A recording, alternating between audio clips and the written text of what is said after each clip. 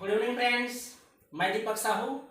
आज हम भारतीय अर्थव्यवस्था की अगला टॉपिक मुद्रास्फीति इन्फ्लेशन पे बात करने जा रहे हैं। तो चैनल में अधिक से अधिक लोग जुड़ जाइए। आज का वीडियो स्टार्ट होने वाला है।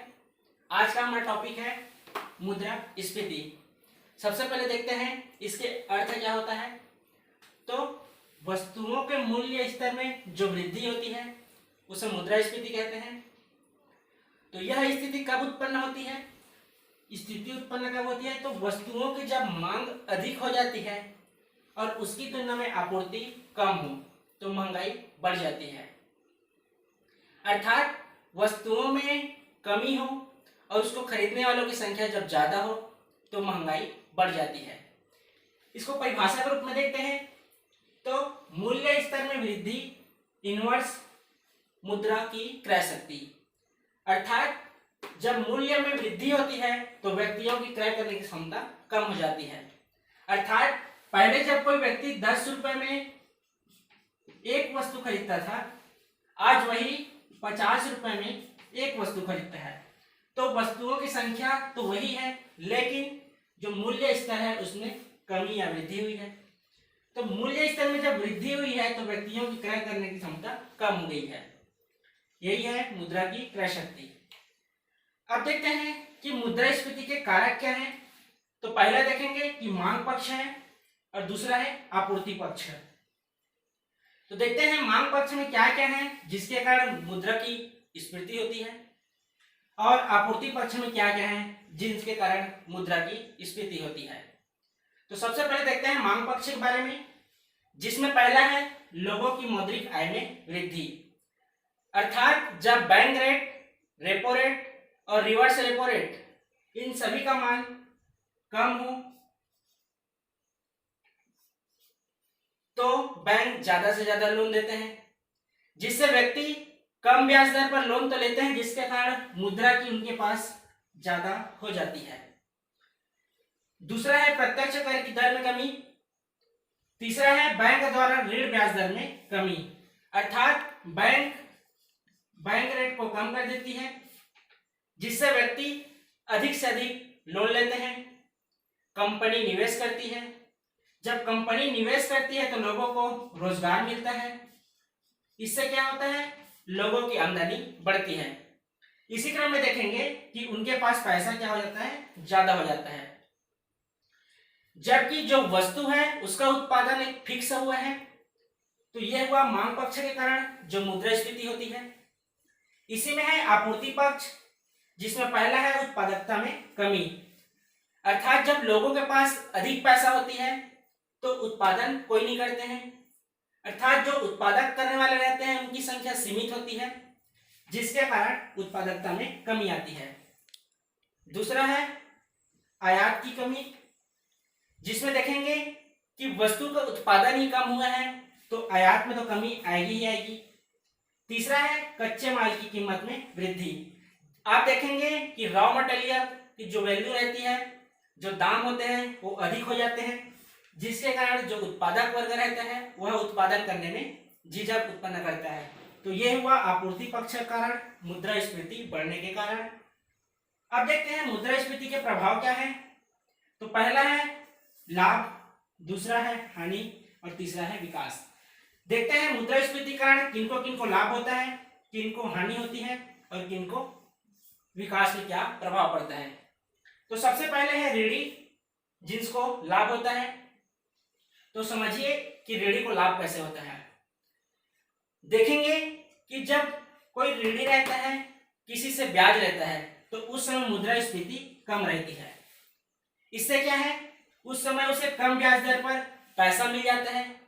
लेकिन जब मुद्रास्फीति की स्थिति आती है तो वर्तमान स्थिति में जिस दर पर वह ब्याज पहले लिया रहता है उससे ज्यादा ब्याज दर पड़ता, तो इस तरह से ऋणी को फायदा होता है।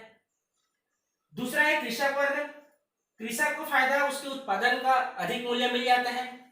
इसी क्रम में देखेंगे उत्पादक वर्ग। उत्पादक वर्ग को मुद्रास्फीति की स्थिति में अधिक लाभ मिलता है।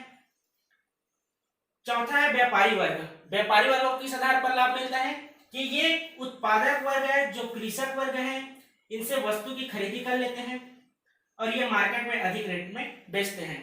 इससे क्या है कि व्यापारी वर्ग को भी लाभ होता है। इसी क्रम में देखेंगे पांचवा है परिवर्तनशील आय वाले लोग, अर्थात जिनको डेली रोजगार मिल जाता है, जिनकी आय अलग अलग दिनों में अलग अलग होती है, इसमें भी उन्हें लाभ होता है। अब देखते हैं कि हानि किसको किसको होती है। तो पहला है ऋणदाता, अर्थात यही जो ऋणी जिस ब्याज दर पर पहले उधार लिया था, आज उसकी ब्याज दर ज्यादा होती, इस तरह से ऋणदाता को हानि होती है। दूसरा है जिनके पास बॉन्ड या प्रतिभूति हो, अर्थात आरबीआई जब पैसे के बदले प्रतिभूति या बॉन्ड प्रतिभूति देता है उस समय ब्याज दर फिक्स होता है, लेकिन देखेंगे कि जब मुद्रास्फीति की स्थिति में उसकी ब्याज दर ज्यादा होती जो पहले की स्थिति में, तो इस तरह देखेंगे कि जिनके पास बॉन्ड या प्रतिभूति होती है उन्हें भी हानि होती है। तीसरा है उपभोक्ता वर्ग, अर्थात जो खरीदी करता है उन्हें भी हानि होती है। क्यों होती है कि पहले जिस क्रय शक्ति के कारण जितनी वस्तु खरीद सकते थे वर्तमान में उतनी खरीदी नहीं हो पाती है। चौथा है पेंशन भोगी वर्ग को, अर्थात इनका जो पेंशन मिलता है वो प्रत्येक माह फिक्स होता है, चाहे मुद्रास्फीति की स्थिति हो या मुद्रा अस्फीति की स्थिति हो, तो इसमें भी पेंशन भोगी को भी प्रभावित होना पड़ता है। अगला है स्थिर आय समूह वाले लोग को, अर्थात जिनकी आमदनी फिक्स होती है, पहले जितने में वे वस्तु खरीदते थे आज उतने में वस्तु खरीद नहीं पाते हैं। इससे क्या है कि जिनका स्थिर आय समूह वाले लोग को भी हानि होती है। अब देखते हैं कि विकास में क्या प्रभाव पड़ता है। तो देखेंगे कि आर्थिक विषमता में वृद्धि होती है जिसके कारण विकास में बाधा होता है। तो आर्थिक विषमता में कैसे वृद्धि होती है, तो जो उत्पादक वर्ग रहता है उनको अधिक लाभ होता है, व्यापारी वर्ग को अधिक लाभ होता है, जबकि इसमें उपभोक्ता वर्ग को हानि होती है। तो यह हुआ जिसके कारण विकास में बाधा उत्पन्न होती है। इसी क्रम में देखेंगे भुगतान संतुलन पर भी प्रतिकूल प्रभाव पड़ता है, अर्थात जिस मूल्य शक्ति पर पहले जितनी वस्तु खरीदी जा सकती थी आज उतनी वस्तु नहीं खरीद पाते हैं, जिसके कारण भुगतान संतुलन पर भी प्रतिकूल प्रभाव पड़ता है। अब देखते हैं कि मुद्रास्फीति को रोकने के क्या क्या उपाय हो सकते हैं, क्या क्या उपाय होते हैं। तो पहला है मौद्रिक नीति के माध्यम से, जिसमें बैंक रेट, एसएलआर, सीआरआर इन सभी की दर को बढ़ा देते हैं। इससे क्या है मार्केट में पैसा नहीं आ पाता है। तो कैसे नहीं आ पाता है, देखेंगे कि जब बैंक रेट ज्यादा होता है तो ब्याज व्यक्ति कम लेते हैं, जिससे मार्केट में ब्याज की अर्थात पैसा कम आता है। इसी क्रम में देखेंगे कि एसएलआर और सीआरआर के पास उसकी दर बढ़ा देते हैं, तो बैंकों के पास लोन देने के लिए कम पैसा बचता है। जब कम पैसा होती है तो वे ब्याज दर को बढ़ा देते हैं, जिससे कोई ब्याज नहीं लेते हैं और निवेश करने वाले निवेश नहीं करते हैं, जिसके कारण मार्केट में पैसा नहीं आता है और महंगाई दर कम रहती है। तो ये हुआ मौद्रिक नीति के माध्यम से। दूसरा है इसी में प्रतिभूतियों का विक्रय करके, अर्थात मार्केट में अधिक पैसा है तो मार्केट से पैसा आरबीआई अपने पास लाने के लिए क्या करता है, प्रतिभूति बेचता है। प्रतिभूति जिसमें यह एक दस्तावेज होती है, जितना पैसा आप आरबीआई के पास जमा करते हैं अर्थात वे लोन के रूप में रहती है, उसका आपको ब्याज मिलता है। तो इस तरह से मार्केट में जो पैसा होता है आरबीआई अपने पास बुला लेता है अर्थात मंगा लेता है। दूसरा है जमाखोरी पर प्रतिबंध लगाकर, देखेंगे कि जब वस्तु का मूल्य बढ़ता है तो उस समय जमाखोरी भी ज्यादा होती है। जो व्यापारी वर्ग रहते हैं वे अधिक से अधिक वस्तुओं का जमा कर देते हैं, जिसके कारण भ्रष्टाचार बढ़ जाता है। इसको भी रोक लगाकर मुद्रास्फीति कम किया जा सकता है। अगला है आयात को प्रोत्साहित कर और निर्यात में कमी कर, देखेंगे कि जो उत्पादित करता है वस्तु उसको ज्यादा जहां फायदा होता है वस्तु को वहां निर्यात कर देता है। तो जब भारत में मुद्रास्फीति बढ़ जाती है इस स्थिति में आयात को प्रोत्साहित करनी चाहिए तथा निर्यात में कमी करनी चाहिए। तो इस तरह से हुआ मुद्रास्फीति को रोकने के उपाय। अब इससे आगे देखते हैं भारत में मुद्रास्फीति के मापक कौन कौन से हैं। तो ये दो प्रकार से है, एक है थोक मूल्य सूचकांक, जबकि दूसरा है उपभोक्ता मूल्य सूचकांक। थोक मूल्य सूचकांक जिसे WPI होलसेल प्राइस इंडेक्स कहते हैं, जबकि उपभोक्ता मूल्य सूचकांक जिसे कंज्यूमर प्राइस इंडेक्स कहते हैं। देखेंगे कि थोक मूल्य सूचकांक का मापन वाणिज्य उद्योग मंत्रालय द्वारा किया जाता है, जबकि उपभोक्ता मूल्य सूचकांक को जारी किया जाता है CSO द्वारा। यह हुआ मुद्रास्फीति इन्फ्लेशन के बारे में। इसको आसान भाषा में समझिए कि वस्तुओं एवं सेवाओं की आपूर्ति की अपेक्षा मांग जब अधिक हो जाती है तो जो वस्तु की मूल्य बढ़ जाता है और जो मुद्रा का मूल्य रहता है वह कम हो जाता है।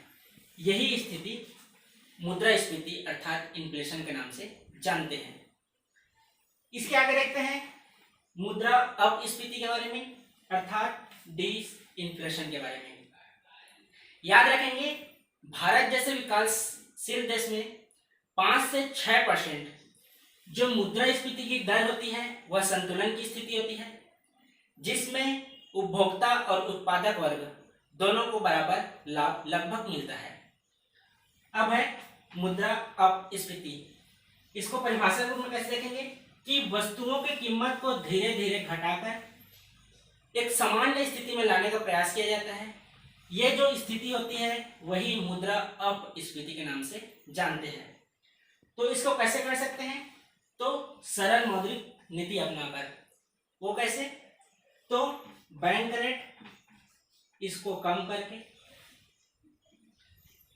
CRR और SLR की जो मात्रा होती है उसको कम करके। इससे क्या होगा कि बैंक अधिक लोन देगा, इससे निवेशक यहां अधिक निवेश करेंगे। जब लोग उसमें रोजगार करेंगे उनको आमदनी प्राप्त होगी,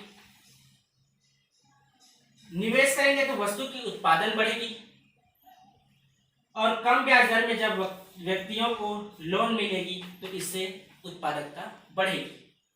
यह हुआ मुद्रा अपस्फीति के बारे में। अब देखते हैं मुद्रा अस्फीति के बारे में अर्थात डिफ्लेशन के बारे में। याद रखेंगे ये अपस्थिति है, ये अस्फीति है।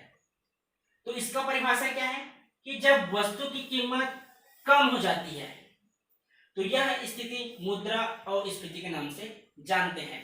तो यह कब होता है कि जब वस्तु की उत्पादकता अधिक हो जाती है जिससे उसकी आपूर्ति ज्यादा होती है। जब व्यक्ति अधिक लोग ही उसकी उत्पादित करते हैं तो उसकी मांग में क्या है? कमी आ जाती है, जबकि उत्पादक भी ज्यादा होते हैं। अगला है, इससे क्या है? मुद्रा का मूल्य बढ़ जाता है क्योंकि वस्तुओं की कीमत कम हो जाती है। उसके बाद है मुद्रा संस्फीति जिसे रीइन्फ्लेशन कहते हैं। तो यह क्या है? यह डिफ्लेशन पर नियंत्रण लाने की अवस्था है, अर्थात जो गिरी हुई वस्तु की कीमत को धीरे धीरे बढ़ाना, यही मुद्रा संस्फीति कहलाता है। उसके बाद है निस्पंदन जिसे स्टेगफ्लेशन कहते हैं। इसका परिभाषा क्या होगा कि ऐसी स्थिति जिसमें स्फीति अर्थात मुद्रास्फीति तथा मंदी दोनों साथ साथ जब चलते रहती है तो इस स्थिति को निस्पंदन के नाम से जानते हैं। तो यह कब होती है? इसका प्रभाव क्या होता है? तो देखते हैं कि पहला है आर्थिक विकास धीमी हो जाती है। क्यों हो जाती है? क्योंकि महंगाई भी बढ़ ही रहती है और मंदी भी रहती है। उसके बाद है बेरोजगारी अधिक बढ़ जाती है क्योंकि निवेशक निवेश नहीं करते हैं जिससे व्यक्तियों को रोजगार नहीं मिलती है, तो बेरोजगारी बढ़ जाती है। तीसरा क्या है? देश की GDP घट जाती है। इसके बाद है मंदी अर्थात रिसेशन जिसमें उत्पादन भी अधिक होता है, मांग भी कम होती है और बेरोजगारी भी ज्यादा होती है। तीन स्थिति है, याद रखेंगे। उत्पादन ज्यादा होती है, मांग कम होती है और बेरोजगारी भी बढ़ी हुई होती है। यही स्थिति मंदी के नाम से जानते हैं। इसके बाद है स्क्यूफ्लेशन। जब मुद्रास्फीति और मुद्रा संकुचन दोनों साथ साथ चल रहे हो तो इस स्थिति को स्क्यूफ्लेशन के नाम से जानते हैं। तो इस तरह से हुआ आज का हमारा टॉपिक मुद्रा संस्फीति अर्थात इन्फ्लेशन के बारे में। आज की कक्षा कैसे लगी आप हमें कमेंट करके जरूर बताइएगा। मिलते हैं कल एक नए वीडियो के साथ। तो इस वीडियो को अधिक से अधिक लाइक कीजिए, कमेंट कीजिए, शेयर कीजिए। धन्यवाद।